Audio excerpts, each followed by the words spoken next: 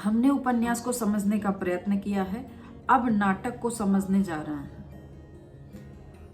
यह क्रम कालक्रम की दृष्टि से उल्टा है। पहले नाटक का आविर्भाव हुआ था, बहुत बाद जाकर उपन्यास का हुआ। मतलब नाटक, सर्वप्रथम नाटक का आविष्कार हुआ, उसके बाद अगर उपन्यास से देखें तो नाटक का पहले हुआ है, उपन्यास का बाद में। लेकिन हमने उपन्यास को पहले पढ़ा है, नाटक को भी पढ़ने जा रहे हैं। इस तरह कालक्रम के हिसाब से नाटक की विवेचना ही पहले करनी चाहिए थी, उपन्यास की बाद में। प्रायः ही आलोचक लोग इसी क्रम का पालन करते हैं। इसका कारण यह है कि उपन्यास असल में नाटक की उपेक्षा शिथिल कथानक का साहित्य है। नाटक अधिक ठोस कथानक का साहित्य है, इसलिए उपन्यास का विश्लेषण सहज और अल्पयास ग्राह्य होता है।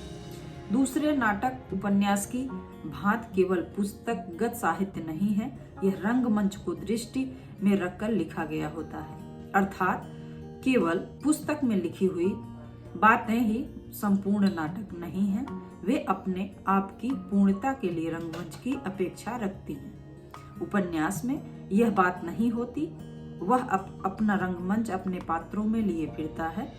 तीसरे उपन्यास लेखक जानता है कि उसका पाठक अपनी सुविधा और अवसर के मुताबिक थोड़ा थोड़ा करके पढ़ सकता है, इसलिए वह किसी संकीर्णता में बंधा नहीं रहता। जबकि नाटक का लिखने वाला लेखक अच्छी तरह जानता है कि उसका नाटक 2 या 3 घंटे के भीतर दृष्टा को देख लेना है, और इसलिए आकार और विस्तार के मामले में संकीर्ण सीमा में बंधा रहता है। उसकी यह मनोवृत्ति नाटक को जहां अधिक ठोस बना देती है, वहां अनेक कौशल ग्रहण करने को बाध्य कर देती है। इसलिए नाटक उपन्यास की अपेक्षा अधिक जटिल होता है।